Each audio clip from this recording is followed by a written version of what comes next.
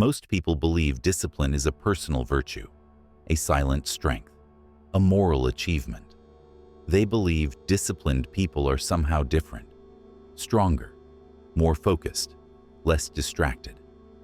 And when they fail to stick to their plans, when they procrastinate, quit early, or fall back into old habits, they assume something is wrong with them. They call themselves lazy, undisciplined, weak.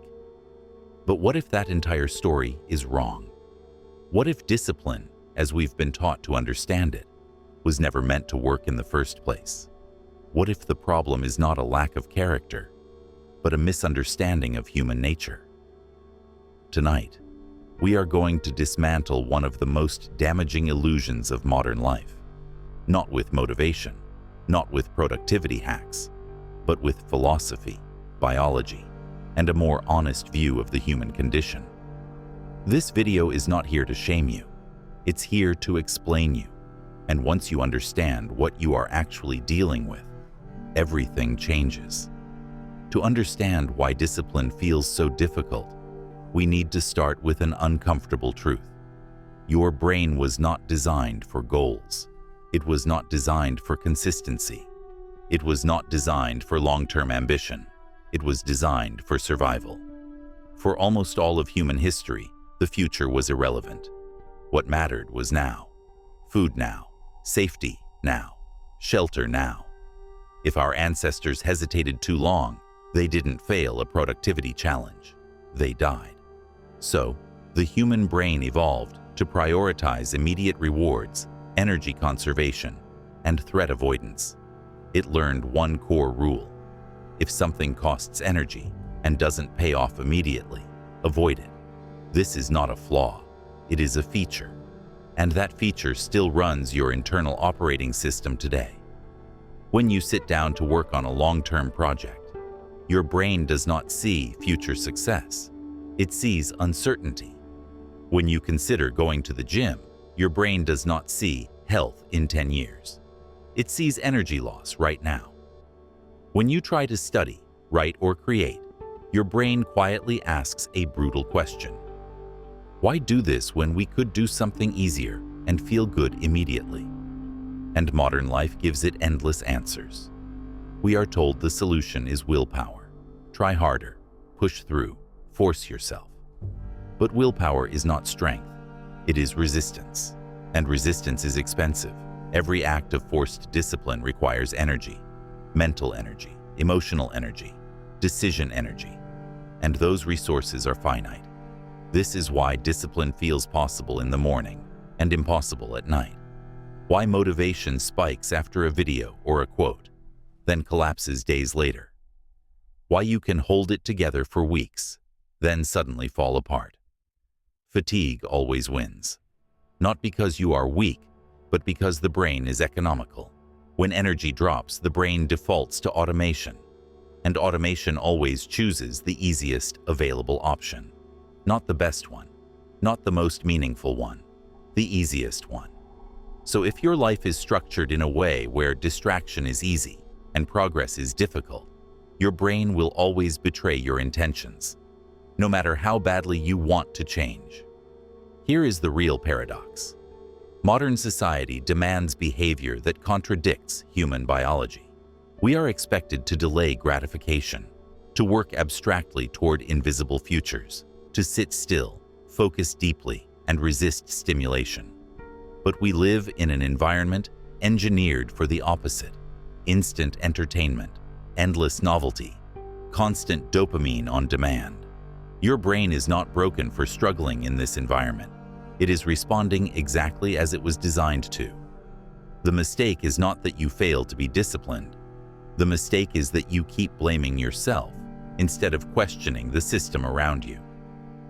Philosophy teaches us that suffering often comes not from reality, but from the stories we tell about it. And the most destructive story modern people tell themselves is this: if I were better, I wouldn't struggle. But struggle is not a moral failure. It is a mismatch between nature and environment. Ancient philosophers understood this intuitively. They did not attempt to overpower human impulses. They designed lives that worked with them. They structured routines, rituals, and environments to reduce friction, not increase guilt. Modern self-help reversed this wisdom. Instead of asking, "How should life be structured?" it asks, "Why aren't you strong enough?" That question poisons the mind. Most decisions are not conscious. They are environmental. What you eat, what you watch, what you work on, what you avoid. These choices are largely determined before you ever decide. By proximity, by visibility, by convenience. Your brain does not negotiate with ideals. It reacts to what is in front of it. If distraction is closer than focus, distraction wins.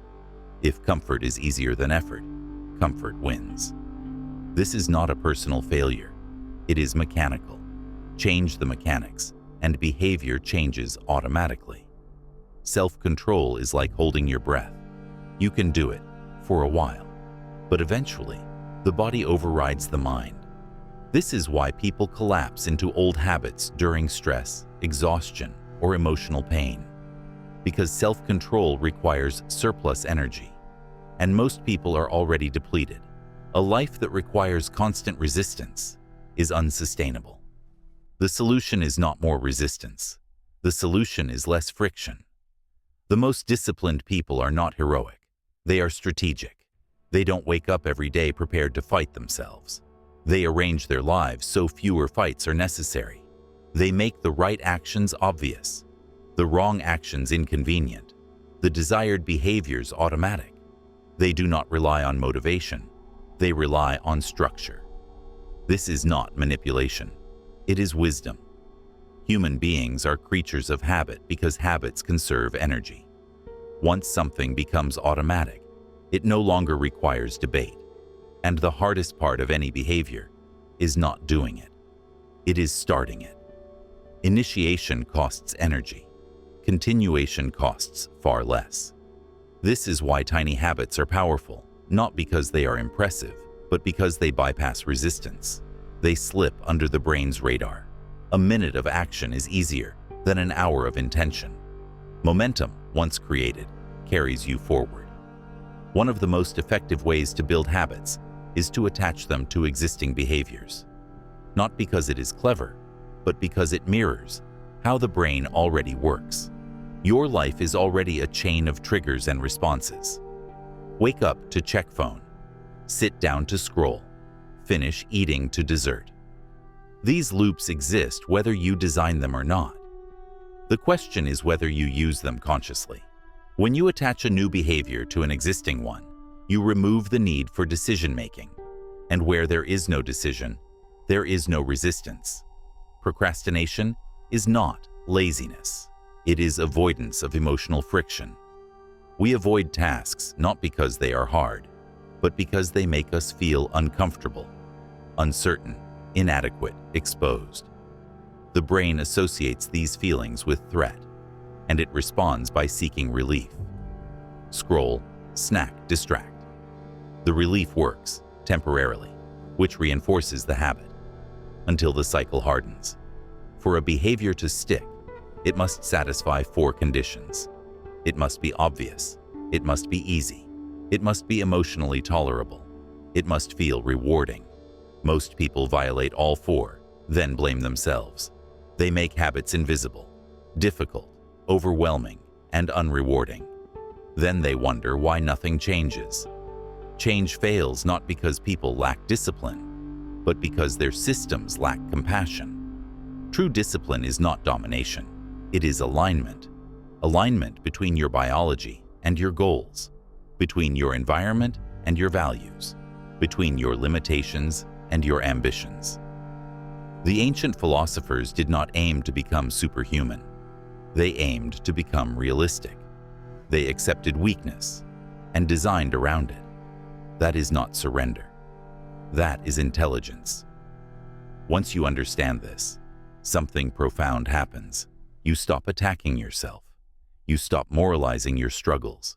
You stop demanding perfection from an imperfect organism. And paradoxically, this is when change becomes possible. Because growth does not emerge from shame. It emerges from clarity. Discipline is not force. It is not suffering. It is not grinding your teeth and pushing harder. Discipline is the quiet outcome of a life designed with awareness, a life where the right action is the easiest one, where progress feels natural, where effort is focused, not constant. You were never broken. You were just trying to live a modern life with an ancient mind, without understanding either. Now you do. And that understanding is the beginning of real freedom.